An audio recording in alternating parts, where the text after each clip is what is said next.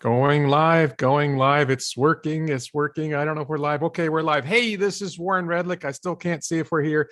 Hey, this is Warren Redlich. Thank you for watching. I'm here with Dr. Know-It-All. I think you can see him over here. Over here. No, over here. You can see him over here. So I had this idea maybe a week ago. I was stewing on this question. How does Tesla bot work? Yes, this is a live conversation. Thank you for asking, Moon. I don't normally live stream on YouTube because YouTube has a tendency to demonetize me. Let's see how it goes. This is just a test to see whether I get demonetized. We'll try to not swear too much at the very least. So. Yeah, no, it's usually something else. I don't know what it is. Anyway, so I had this idea. How does Tesla go from making a few bots to making enough bots to train the software so that the bots can learn to do the things that they're going to learn to do? How many bots do they need to start doing the training? How many bots they need to really enhance the training? And how can they put them in a good environment to make that work, or good environments to make that work? And I came up with the idea of a beta program where they sell Tesla bots to people who are Tesla fans, and we pay, let's say, $10,000 a bot for the privilege of having a largely useless bot that will hopefully over time become more useful, and we paid early for something. And anyway, that's the idea. And who did I think of to discuss this idea with? I thought of Dr. Know-It-All. There is a link to his channel in the description below, one of my favorite channels on YouTube. So thank you for coming on with me. I don't know if you use your first name, if I can say it. Yeah, John is fine. It's not like it's a secret. It's fine. Yeah. So, yeah. Okay, so thank you, John, for coming on with me. I think most of my followers know who you are. Most of your followers know who I am, so I'm not going to bother with introductions. Right. What do you think about how Tesla bot can start out, how Tesla could start out with bot and get to a point where they develop some skills, some abilities with the bot? Right. First, I just have to I wore this in honor of the thing today.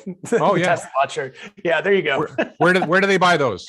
Oh, those are on my merch store. It's I think drknowitall.itemorder.com. Okay, I'll do a pitch for my shirt, my merch. There you go. The best part is no part.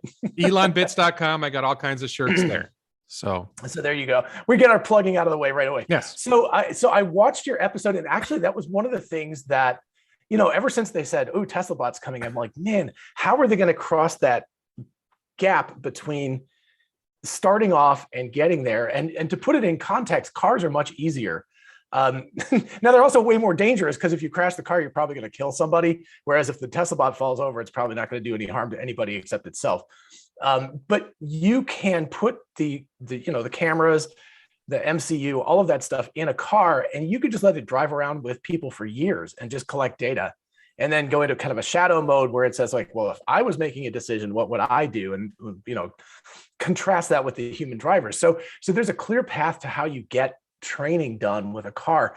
With a robot, it's really different, because you can't, I don't know, I guess you could put an exoskeleton. Maybe that's what they should do. They should sell Halloween costumes, like exoskeletons. I've had people suggest that you could have humans wearing the camera equipment, right, and walking around, and the bot could, in theory, learn from that. I don't really think that makes sense. I think they have to get the bot up to some level of being able to perceive the environment at least. Right. And maybe walk on a minimal level. Yeah. And then you put a bunch of them out there, and then they start seeing more, and they start, to some extent, their ability to perceive the environment already comes from I'm sorry, let me take a step back. Right. Let's talk about Tesla FSD beta right now, Tesla's FSD program for the cars. I'm going to say there's roughly 3 things that they're doing. Step 1, and the thing that the neural nets are doing mostly now, is perceiving and constructing a model of what the world is. Step 2 is navigation, figuring out, okay, where am I going in this world? And step 3 is control decisions, turn the wheel this way, accelerate, brake. And right now, neural nets are pretty much doing the first part, which is perceiving the world and constructing a model of the world. I think over time, Tesla FSD will take over, the neural nets will take over navigation, the neural nets will take over the control systems. Those things will happen. So yes, Moon asks, could they learn from existing data? I like film footage. I think they can learn to perceive the world from what the cars already know how to perceive the world. Right. But the cars will learn to navigate with neural nets, and they'll learn to control system with neural nets. So the bot is going to have to do the same thing. It's going to have to learn to perceive the environment. Then it's going to have to learn how to move. And maybe it'll start with human coded movement, just like the Right. cars are currently using human coded movement.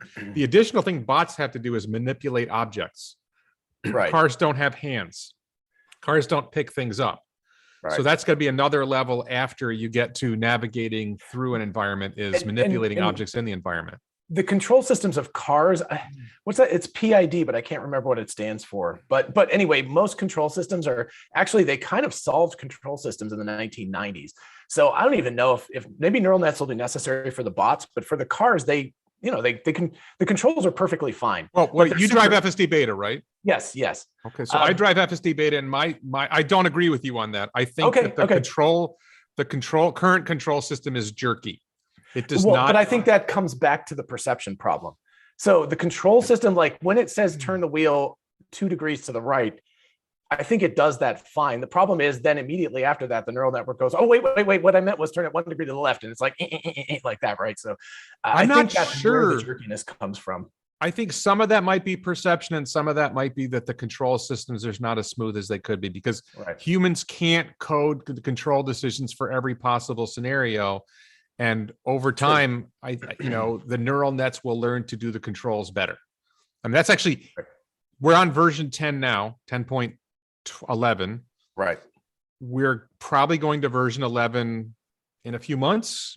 And Yeah, version 11 I is hope so. not going to, I don't think that's going to take over navigation or controls. That's going to raw photon counts and some other changes. Right. I think Which the will- entire perception stack for everything from parking lots to highways is going neural network with version 11, Right. but I don't think the control system is going to go that way. Right. It's a yet. combination of one stack to rule them all and shifting everything to raw photon counts. Right. Then I think Right. maybe version 12 will be neural nets start to take over navigation. Version 13, maybe neural nets start to take over the control decisions. I can't say that you're wrong, that Right. that the problems with the control system being jerky is related to the perception system. My gut is probably a little bit of both. Same thing with nav. I think the nav system's a little off, and the interaction between the neural nets and the human coded nav system is an issue. Right. And if you put everything on neural nets, it's probably all going to get smoother. Yeah. I mean, I can't disagree with you. I don't know what they're, but I guess my big point was that with a car, the control system's pretty easy. It's turn a steering wheel a certain number of degrees, push on the brakes or push on the accelerator. That's it. Right. So humanoid robots are way more complicated because number one, just to stand up and not fall over, like you don't have a problem with that with a car, right? It's got 4 wheels. It's just going to sit there. So, the whole balance thing. And then you have mobility with 2 legs. And then you have all of this stuff is incredibly complicated. How do you pick up an egg without smashing it? I mean, you can see all the way back in like the 70s and 80s, they've been, working on robotics to try to solve that problem. So yes, the whole control system thing with the Tesla bot is going to be way harder than what we've seen with the cars. But the perception thing is where they have a big advantage because, of course, if they use the same cameras more or less and they do the whole same full self-driving and use the same stack, they should be way ahead of the game on perception. Of course, that doesn't really help the Tesla bot in here or in your house because it has not trained on interiors. I assume. I'm looking at the chat. If I look away, it's because I'm checking the chat. No, it's fine. It's fine. And there's a couple of things that I picked up on, one of which I want to raise, which is one of the things I've heard other people say when I made my original video about this was that they can train the bots in simulation. And I'm not sure how good the simulation will be initially. You can simulate the environment around the bot. Right. But for the bot to walk, it has to be able to walk. And I don't know that you can simulate the walking in simulation. I think the bot actually has to walk in space. Being able to pick up objects, it can see objects in simulation. Maybe it can pick them up in simulation, but it's not going to be the same as doing it in the real world. Or maybe I'm No. wrong. What do you think about But that? I think what it'll do is it'll give it a big boost. So I think what you can do is you can train it up to say 90 or 95% of the way there in simulation and then bring it into the real world. The good part about simulation is it can fall down 1 million times in a second in simulation and figure out how the heck to stand up, right? Right. So you don't have this problem of breaking your very expensive Tesla bot because it keeps falling over all the time. So Right. that's it. So there's another thing I'll bring up, but that somebody brought up. But the idea that I had was, and I should start with this. I think that Tesla bots ultimately would cost Tesla less than $10,000 to build each when they're building them at scale. And the reason for that is it probably costs Tesla about $30,000 to make a Model 3. Right. Maybe it's 35, maybe it's 25, but it's somewhere around $30,000 that it costs them to make a Model 3. And Tesla and a Model 3 weighs about 4,000 pounds and has, big wheels and big motors. The bot will be much less mass. It may be more complex in some ways, but let's not forget a car is actually fairly complex. But just on the number of molecules that are going into the bot, there's a lot fewer molecules. And yes, when you're making 5 or 10 of them, when you're making prototypes, it's very expensive. When you start manufacturing at scale, it should get a lot less expensive. Right. So my thought was, okay, let's suppose Tesla decided we want to make 10,000 bots so that we can train the bots, or let's say 100,000 bots. So we could really get a lot of data. We can really because you need a lot of data to train. Yeah. So if Tesla had 100,000 bots and it built them itself and it didn't sell them, it would cost them about $1 billion, which there's no question Tesla could afford to do that. Right. Right. Right. But if you sold them to nuts like you and me, because I would buy, I have a feeling you would buy. And I think there's a lot of us. Sign saying, "Look, we'll work for Tesla Bot" or something. Yes, yes. So, yeah. If they sell them, then they might break even Right. on the manufacture of the first 100,000 bots. So there's one big advantage is on a cash flow sense, not that cash flow is a huge problem for Tesla. Right. We help them a little bit with cash flow. The second thing is that it'd be difficult for Tesla to expose the bots to a wide variety of environments on its own. And a group of people like us, a group of nuts like us, will expose it to different kinds of stairways and different kinds of floors, different. Somebody might take it for a walk in the forest, somebody take it for a walk on a hill, somebody else will take it for a walk on the beach. There's a lot of different environments and different situations that we will, like you have all these books in your background. Right. I don't have a lot of bookshelves. So does that change? And we don't think of that being a big deal for us, but for bot, that could be a big deal. So that was my sense, was if they distribute the bots in a beta program, just like they're doing FSD beta for the cars, that might be a very effective way of training the bots, let the bots learn faster, and a better cash flow way for Tesla to do it. Right. And they could use to some extent the same argument that they have with full self-driving for quite a while, which is you buy it, like, what was it, $5,000 for a long time. It's like, so you pay $5,000 for full self-driving, and then it's $7,000, and then it's $8,000, and then it's $10,000, and now it's $12,000, and eventually it'll be more than that. But part of that, so getting in early, they're like, hey, we're going to sell this to you at cost. And yeah, probably we'll have to replace the full self-driving or full self automaton board or something like that eventually, but that's a few $100s as opposed to having to spend potentially $15,000 or $20,000 eventually for it. So I could see them, saying, look, this is going to get more expensive. Buy it now, you get in at the ground floor, and you can get it cheaper than it will be eventually. I will only say that based on my floating this idea and seeing the responses, that they're not going to have that $10,000 might be low, that people might be willing to pay where Tesla makes a profit on the early bots. Right. Because if you said, Warren, we won't sell it to you for 10, we'll sell it for 20, I'd probably pay 20 for it also. Right. I think there's a lot of people who would be willing to pay more. So I don't think they're going to have a problem persuading Tesla fans to try it out. I think they might have a problem producing enough for all the Tesla fans. Just like right now, people can't all get into the FSD beta program. And I think you mentioned this earlier. One of the nice things about bot is it's got a lot less potential to harm others. Right. A car can hit a pedestrian and kill them. A car can do all kinds of bad things.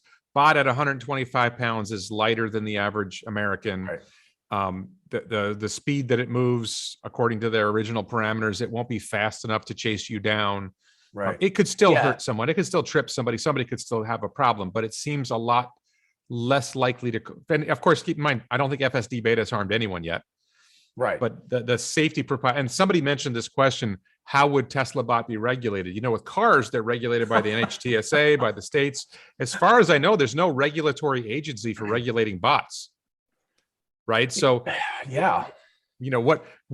Does a regulatory agency need to be created to regulate bots? Why? The cars are regulated because cars are dangerous. Right. And cars use public roads. The bot isn't necessarily going to be using public roads. Yeah. I mean, I think you could, at the beginning, they could just sell it as a toy, quote unquote, you know, because toys are regulated to some extent that you can't have small parts that hurt children and stuff. But obviously, the Tesla bot's not going to have that.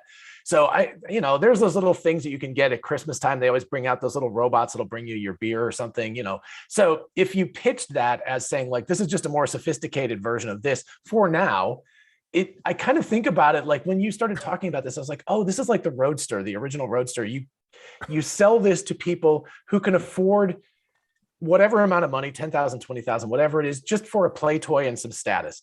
You know, it's Exactly. at this point, you're not talking, and there's not an economic benefit to this thing at this point. It's more Right. just cool. You know, people spend $20,000 or $30,000 on a freaking watch. Right. Well, you know, So- you and I would be making videos, you know, 2-3 Oh, videos yeah. a week about here's what I did with my bot today. But you know, I'd have it There walking are- around in the background.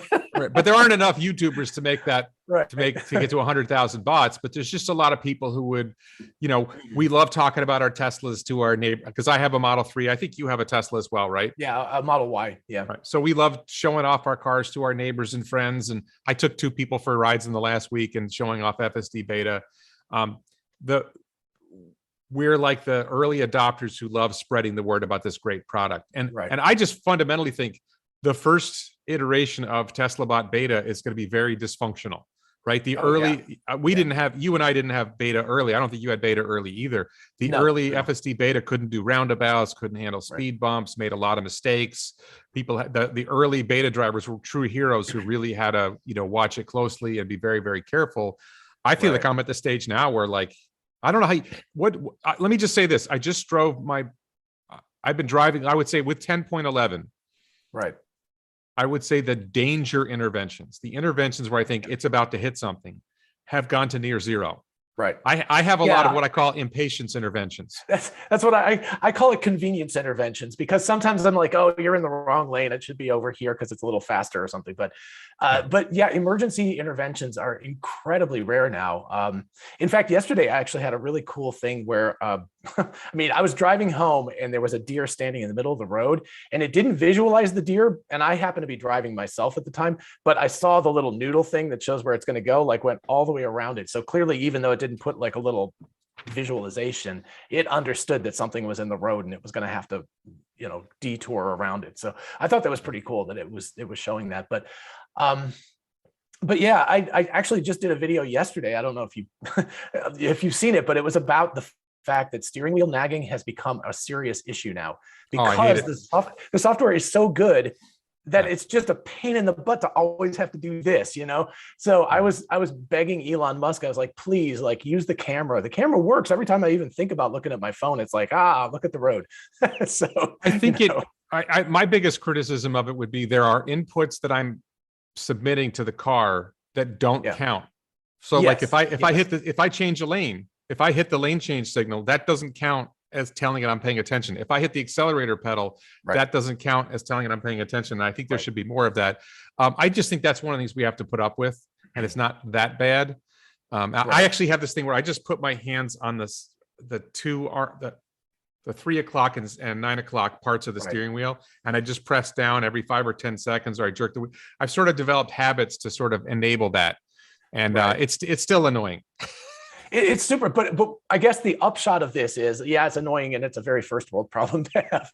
But what it shows is that the full self-driving, even when I got it with 10.3, I felt like I was having to hover over it all the time and say like, oh gosh, don't make a mistake.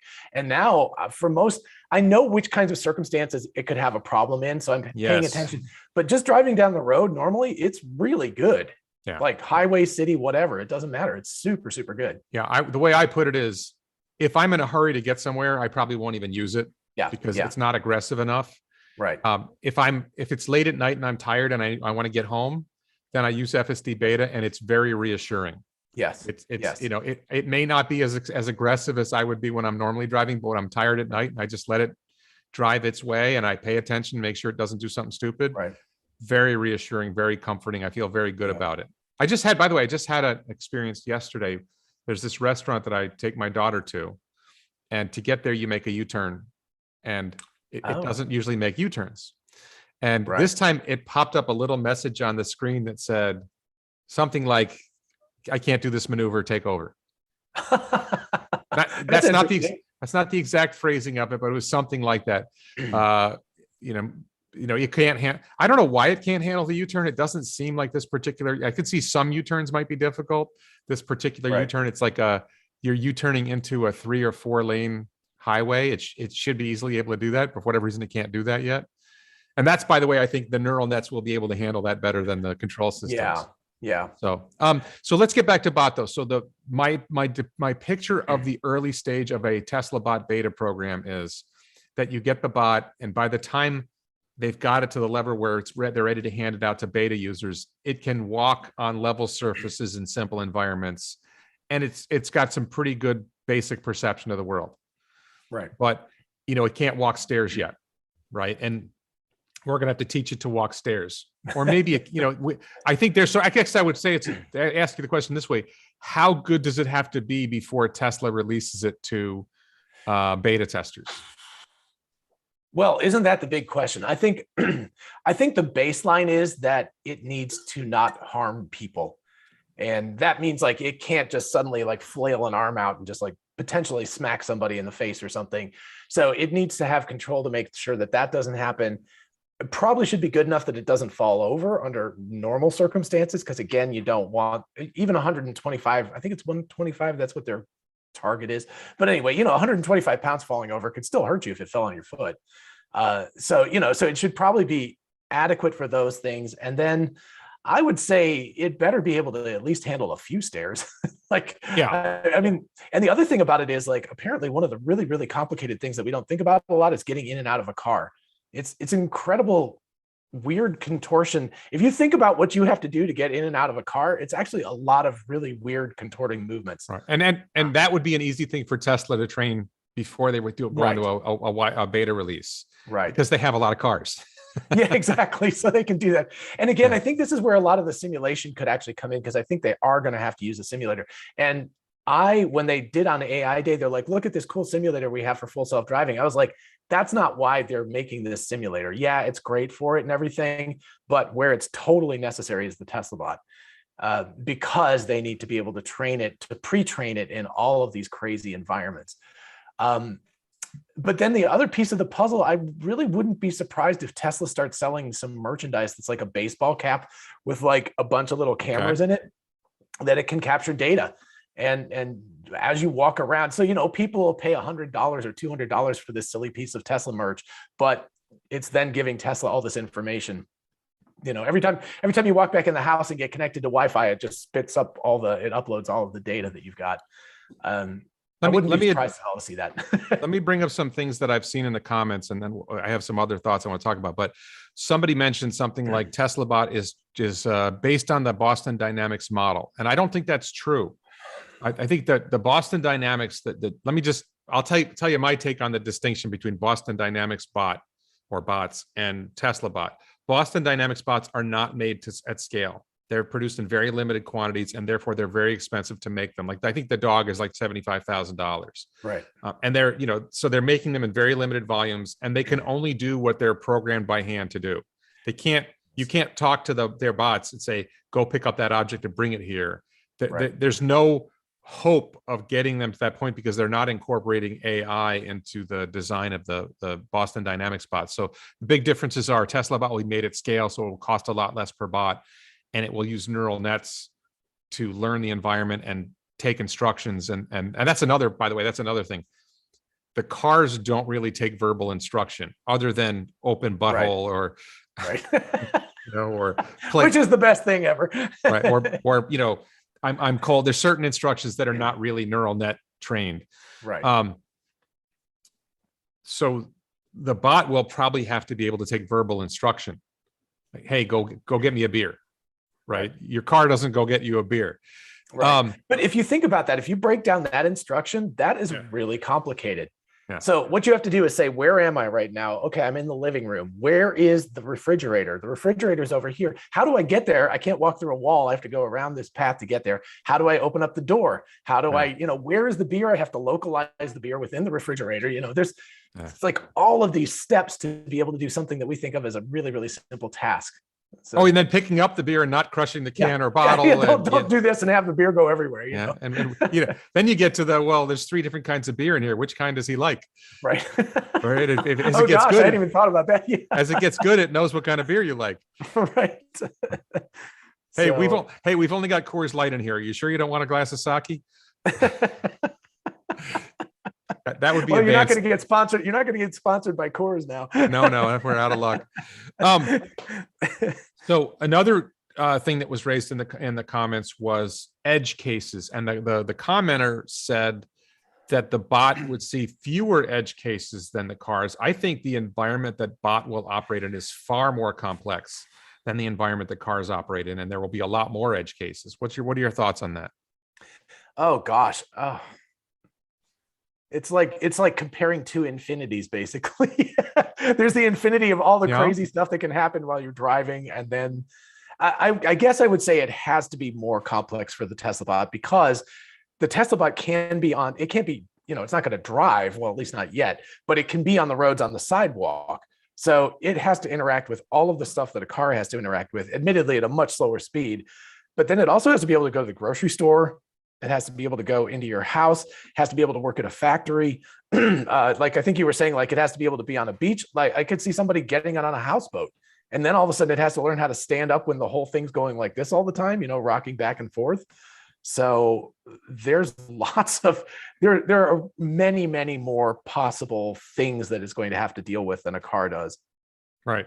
So actually you mentioned something that was on my list of things to talk about, which is I frequently get comments from people that when you have a Tesla bot and it's, fully capable, you wouldn't need a car with FSD. You could just have the bot get in the driver's seat and drive the car. And I don't think that's accurate, because Tesla bot doesn't have the same camera setup that a Tesla FSD car has. So I don't know that it's going to have as much of a 360 view, and it's not. And I would say Tesla's probably not going to train the bot to drive a car.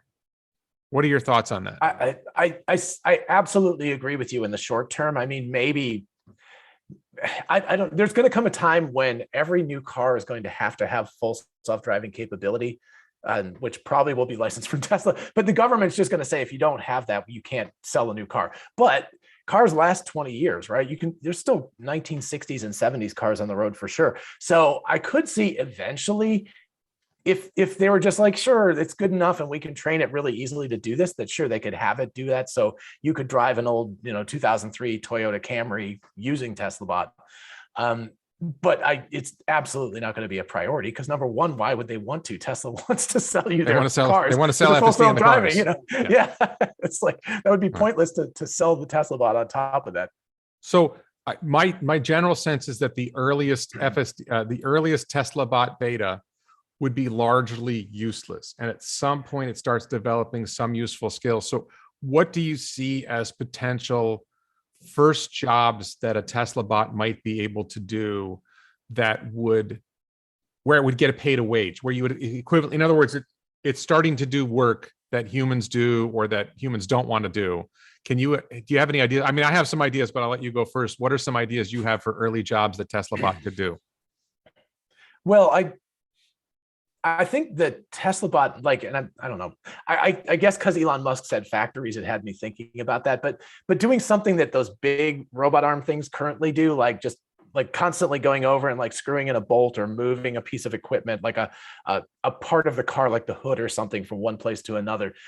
As an experimental thing, they could certainly do that with the Tesla bot instead, and it would have some more capabilities beyond what just the robot arm did, because it could actually move. So it could pick it up and it could move over 10 yards or something like that, as opposed to the arm that could only move a very short distance. So I could see that as being a primary thing. Plus the fact Tesla could then keep it in-house. So call that like an alpha stage. That's before it's beta. It's just all in-house and they're just training it.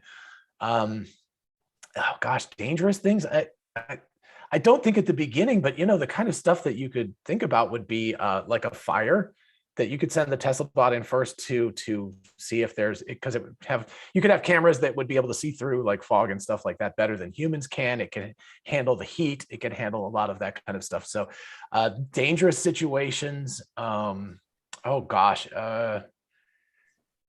gross situations like working in a sewer or something where Yeah. human beings are just like, I don't really Oh, yeah. prefer to go down there, so stuff like that, I could see it happening. But again, I don't know that those are first case, because it's got to be pretty darn good before you're going to My- want to have that do that. My take on the first case is something like, suppose you have a property that you have security issues. You want someone to walk the perimeter, and all the bot has to do is walk the perimeter, and its cameras are feeding information. If it Right. sees something, right, if it recognizes something that doesn't fit what it expects, then it Right. sends an alert to the central security station saying, hey, this is what I'm seeing.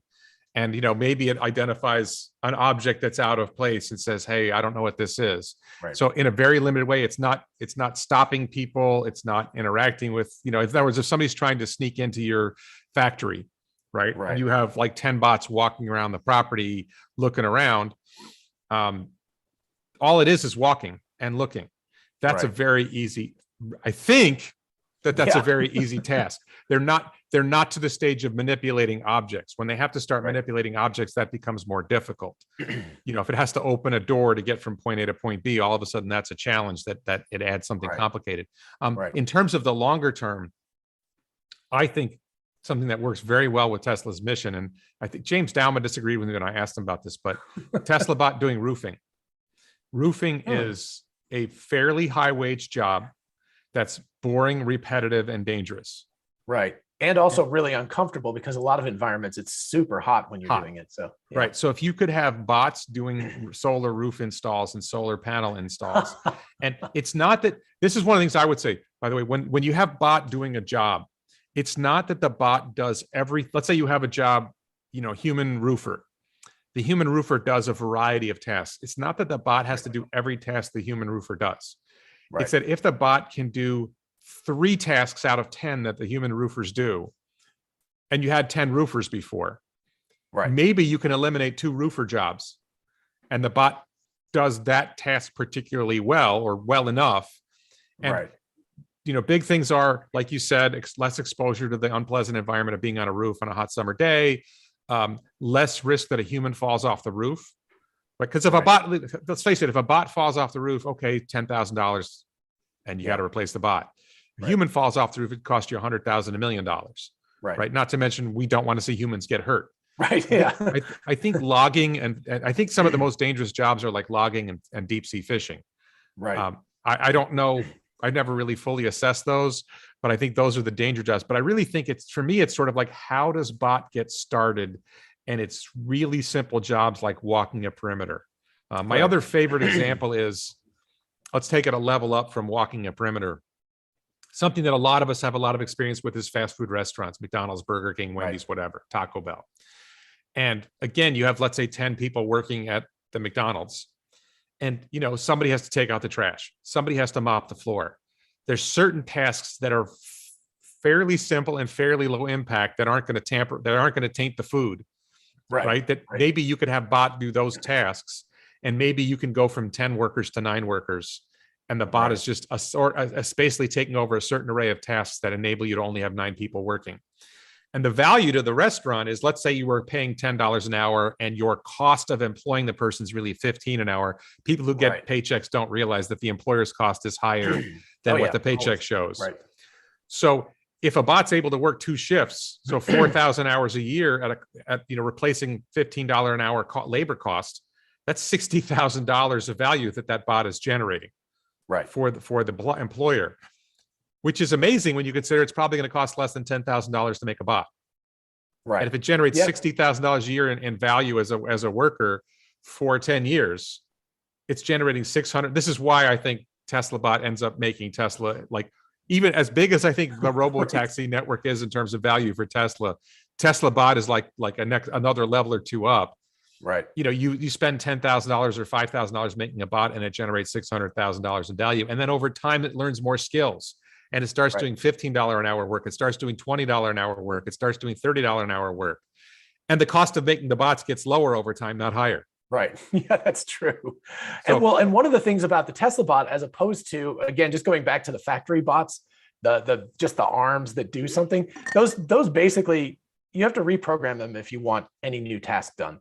But the vision of these Tesla bots is that once they get good, and let's say that like your Tesla bot you just have in your house, but somebody else is training it to walk the dogs, right? Just a stupid thing. But so that you haven't trained your Tesla bot to walk the dogs, but when you get a new dog, it's already available.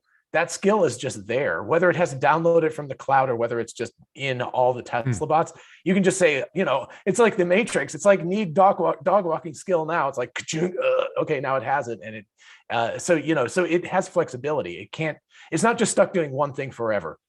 So you could hire it to be a security perimeter walker, but when it got good enough, it could interact with potential intruders and say like, halt, don't do that. I really don't want to arm this thing, but at the very least, it could confront these people and then alert the main security force to come and take a look if things look dangerous. Hi, I'm TeslaBot. Welcome to our property. I'm afraid I can't authorize you to enter. Right, exactly. Yes, the friendly, the nice way. Security has been notified of your presence. Would you like to tell me anything about why you're here before they get here?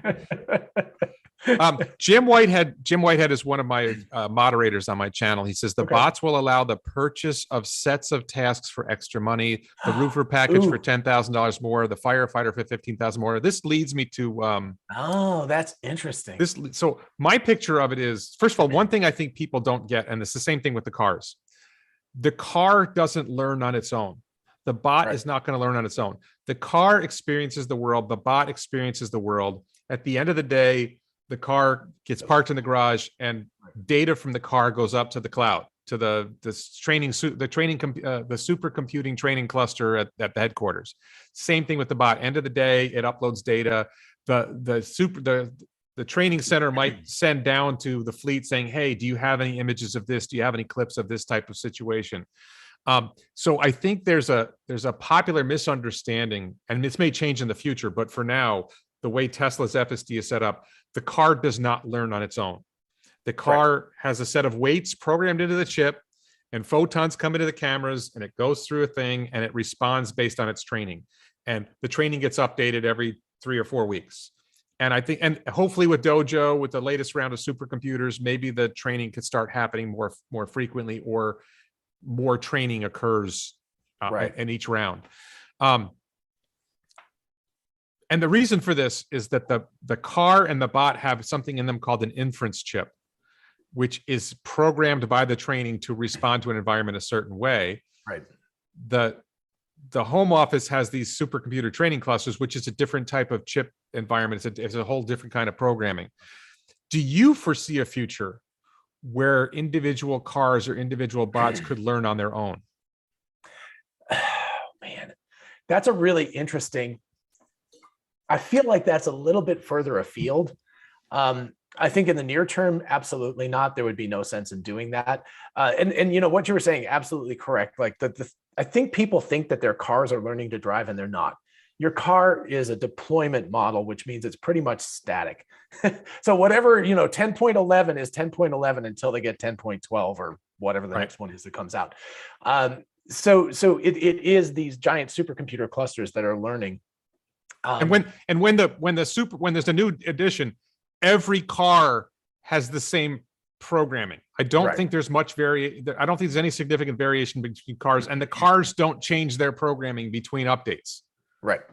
Yeah, and that's crucial. I think a lot of people really have a misunderstanding about that somehow the cars are magically learning. They don't have enough power in there to do that. And it would also be really, really unsafe.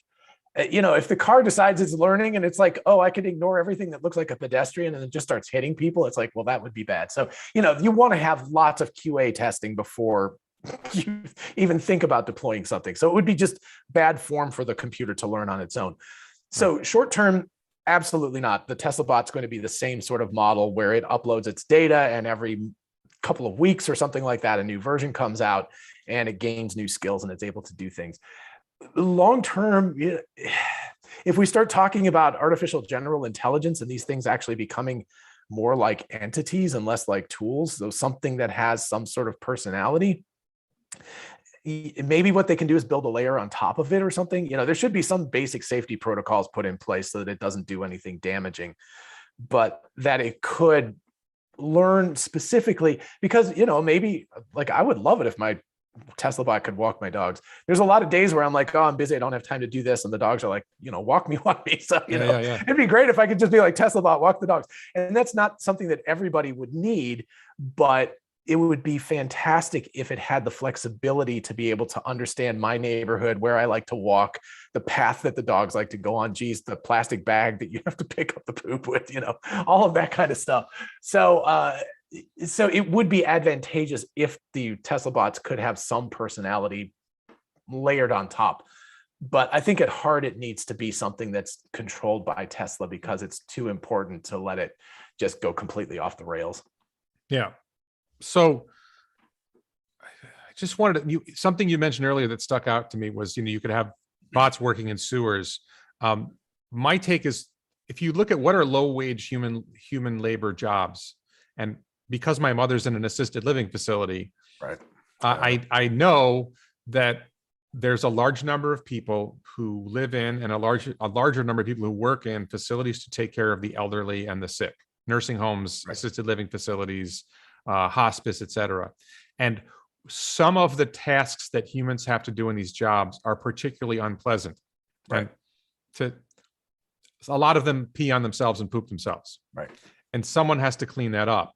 And if bot could be trained to clean up some of that and reduce that, and people don't think of it this way, but it's really a very difficult burden on the workers. Number one, they get paid crap.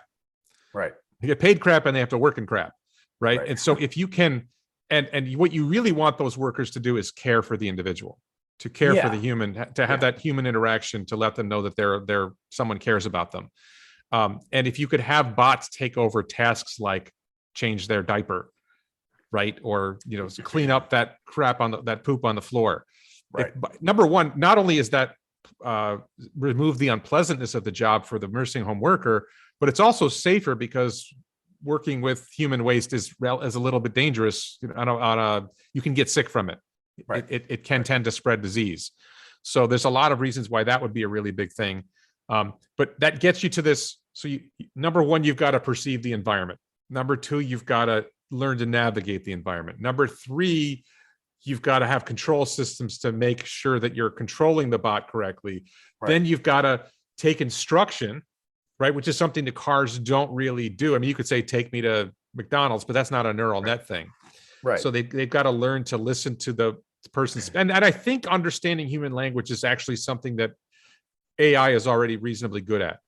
Yeah. Understanding it and speaking. You got GPT-3 for saying things, and I think the neural nets are getting pretty good at that. So that may not be that hard to do. And then the manipulating objects is going to be something the cars don't have to do. And that's good. So there's a lot of learning. So the early bots are going to be very, very limited. And then over time, the training, and I wanted to address this point about, this module for roofing and this module for. Can I jump in just real quick with the nursing home thing too, in particular, that the Tesla bot's also going to have to do something that the car doesn't really have to do, which is explicitly interact with humans at an emotional level, and in addition to a practical one. Yeah. In other words, and Lex Friedman's talked a lot about this stuff. I actually watched his 2017 self-driving course at MIT, which was really good. But he talked about like looking at the driver and determining whether the driver was frustrated or happy or whatever. But that sort of vision to know if the person that you're dealing with, both the nurse and the patient, are in a good mood, a bad mood, in a like leave me the hell alone mood, So it needs to negotiate a very complex thing that us human beings aren't even all that good at, which is the emotional state of other humans. And so I think that is something that is an important aspect of a Tesla bot that's not necessary for a car. Yeah.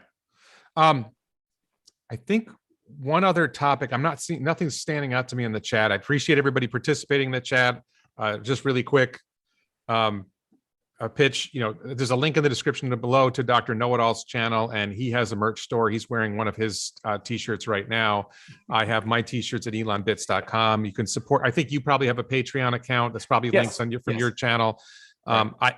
Please support me on Patreon. As a YouTube channel member, you can be a YouTube channel member for Dr. Know-It-All. And I also have a warrenredlick.locals.com platform where I talk about things I can't talk about on YouTube. I've got to do that one of these days. I just did something about Twitter today, and I was like, man, I've got to be a little careful about talking about this. You got to be careful. So Yeah. one of the, I think the most interesting things about bot for the future, well, let me ask it this way. So I think ultimately, in a sense, bot will be able to do a lot of physical labor jobs that humans do. I'm not too worried about bot taking over accounting or lawyering or medicine quite yet. Right. But a lot of the physical labor jobs that humans do, I see bot taking over. There's 8 million people on the planet. What's the ultimate scope for how many bots we could have? Oh gosh. Well, I mean, I think Elon's even talked about that there's kind of practically, he asked the question, is there a limit to the labor force? And, you know, the fundamental limitation factor is energy. Like that's what you have to have in order to be able to have an infinite labor source. But you know, for all practical intents and purposes, between the sun and potential nuclear power sources, because we all know that fusion is 20 years away forever. But you know, assuming that we came up with other power sources, but you know, if energy is not the limiting factor, I think we could have as many of these things as it's kind of arbitrary. Certainly billions of bots as possible. Yeah. And the only thing that we could run into would be just raw material issues, because, you know, it's not going to take nearly as many batteries as a car, but it's still 4680s or whatever. You might have to have 20 or 30 of those inside of a bot to have it run for a reasonable amount of time. So, you know, and when you start talking about a billion, that's 30 billion of these batteries that you've got to somehow come up with all the raw materials for. So, you know, there are limiting factors that'll put the brakes on, but it's a long ways away. Yeah. And then I think the one that really gets mind boggling is the moon, Mars, orbit, space in general. When you talk about boring, repetitive, and dangerous in particular, spacewalks are particularly dangerous. If you can train a bot to do a spacewalk, if you can train a bot to walk on the surface of the moon or the surface of Mars and do tasks that humans would otherwise do, you know, you can imagine like the early Mars colony. You land, the Starship lands, and the solar panels are you know, lowered out of the Starship, and then the bots start assembling solar panel arrays. I think that's going to be part of Elon's master plan part 3. I don't know if that makes master plan part 3, but you know that but so then there's this question of, well, what's the ratio? I should say that his master plan part 3 is going to be a lot about Tesla bot. Whether he explicitly says, yes, it's going to be colonizing Mars, I don't think there's any doubt. Us humans, we're not only so fragile, but also, who wants to sit in a box for 6 or 7 months just to get to Mars? That's terrible. And I know there's a lot of people who would choose to do it. And I've thought about it myself, but it is not something I would look forward to. I'd look forward to getting there, but the journey would kind of suck. But the Tesla bot just goes to sleep and it wakes up when it gets there. So it doesn't have to worry about this boredom aspect. And of course, you don't have to worry about life support. Life support's super expensive. It has a lot of weight, you know, food, air, recycling, all of that kind of stuff you don't even have to do. So if you have Tesla bots, like you say, it gets there and you have like 300 or 400 Tesla bots, just like ants in this thing, and they all come down and they just start putting things together. So yeah, this sort of leads to something that I was having a conversation with. Somebody said, what's the ratio of bots to human in different circumstances? So on the moon or Mars, you might have 10 bots per human, or more. On Earth, you might have one, or like, you know, I might want to have 1 bot in my house or 2 bots in my house. You know, a rich person might have, you know, 4 or 5 bots in their house, or 10 bots. But, you know, the average individual on Earth, you know, probably can't even afford 1 or might have 1. But you can see over time, and what ends up happening is I think people fear, and even Elon fears, that the bots will ultimately replace human labor and humans won't be able to do anything. And this is like one of those moments where I actually disagree with Elon. Elon thinks we're going to need a universal basic income because the bot's going to take over all the jobs. Like, well, number one, that's a long ways away before the bots really start taking a lot of human jobs. Number two, I think it's a massive let's just talk about that for a second. I think it's a massive underestimation of human potential. And the classic example of this is the ATM machine, the cash machine. When they came out with ATMs, because I think you're old enough, I'm old enough to remember this. It was said this is going to eliminate bank teller jobs because it's going to do work that bank tellers do. And what actually ended up happening was they made bank branches so much more efficient Right. that they were able to open more bank branches and bank teller jobs doubled. And the bank tellers did higher value added work because Right. taking a card and dispensing cash is low value work, but there's Right. higher value work that bank tellers do. And I think we can't perceive the jobs that will be created because the bots enable us to do more high value things. Right. Right. And we Yeah, end up just becoming that much more productive. Right. Well, I mean, look at every revolution, starting with the Industrial Revolution. Like, all of these things have been tools that have allowed us to all live a relatively better lifestyle. At least people who've been able to partake in that. And I know there's divisions all around the world geographically and everything. But you know, once the steam engine existed and the locomotive was there, you didn't have these like absurd and super dangerous treks across country. You just got on the train and you went someplace. And you know, geez, I mean, the vacuum cleaner and the washing machine. Before that, there was a whole person's job that was just to clean your house and wash your clothes. And that's not, and those are low value jobs, like you're saying. That's boring, repetitive, not very interesting.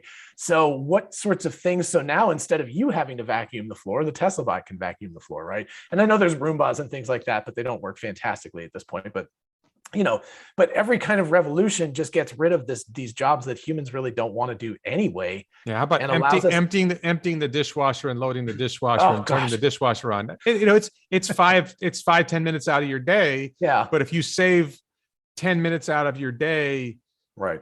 you know, 250 days a year, well, that turns out to be a lot of time that frees you up to do other things that might be more Yeah. useful or less useful. Well, take laundry. Yeah. Getting the laundry, sorting the laundry, putting it in the washing machine, taking it out, putting it in the dryer, taking it out, and then folding it and putting it away. Oh, folding laundry. Oh my Folding God. laundry. I mean, if this thing would fold laundry, I don't care how much it costs, I would buy it. That could be its number one primary task, is that it can fold laundry. Folding laundry would be a big one. Making the bed. You Oh, yeah. Putting a fitted sheet on a bed, making the bed. There's a lot of different things that we could see. Right. All right. I don't know if I want to. People are bringing up masseuse bot, and I don't think I want to go there because I don't want to. I don't want to get demonetized for talking about something inappropriate. So somebody brought that up, and people think it's okay. fine, but- Let's dial it back and make it more legitimate by saying physical therapy bot.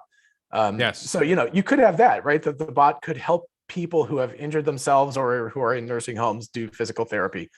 Yeah, More I or less think the same thing as a massage thing. a little different than what I think this person was suggesting, but I know. someone was saying, "Oh, I actually like this one." Matt Senkow said, "Tesla bot, find my missing sock." And you have that moment where you can't find your keys. Right. Hey, Tesla bot, where are my keys? You know, and maybe Right. Tesla bot can search your home and a lot of really interesting things. Right. I want to go back to something because Nabor Mendonca brings this up. They said you're underestimating the huge space inside a Starship. It's still a box. They're saying crews will not stay inside a box for several months. You're thinking of Crew Dragon, but no, you and I both understand that the space inside Starship will be better than Crew Dragon, but there might be 100 humans in there instead of 5. Yeah. So It's not impossible. People have Yeah. gone on those kinds of journeys in ships and things like that, you know, back in the day. submarines before they- today, yeah, Yeah, military. submarines. So obviously you can do it. It's just not something that's a very appealing Yeah. like thing. So I think that what I find striking is, and you were kind of saying this, but if you think about it, if you could fit 100 humans in Starship for a Right. trip to Mars, maybe that's optimistic, but I think that might be potentially there. You could probably fit 1,000 bots. Yeah.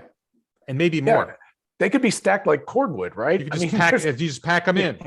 Yeah. Turn them off, pack them in, let's go really deep though for a second. We got about 5 minutes left, folks, because we Right. both have a hard out at 2:00 Eastern, or maybe a soft out, but whatever. We'll wrap it up in about 5 minutes. Right. We have Neuralink loosely related to this, Right. and I am like so excited about Neuralink because I mentioned my mother's in an assisted living facility. She has Alzheimer's. I'm at a significant risk of having Alzheimer's when I get older. And when you really get into Neuralink, there's this potential down the road of quite literally uploading your consciousness Right. to the cloud and then maybe downloading your consciousness onto something Oh, else and Right. and replicating your consciousness. So you could conceivably, when we think about humans traveling to other star systems or humanity or consciousness traveling to other star systems, it doesn't have to be in our physical form. Do Right. you foresee a world where somewhere down the road, a Tesla bot is sophisticated enough that you could download a human's consciousness onto it?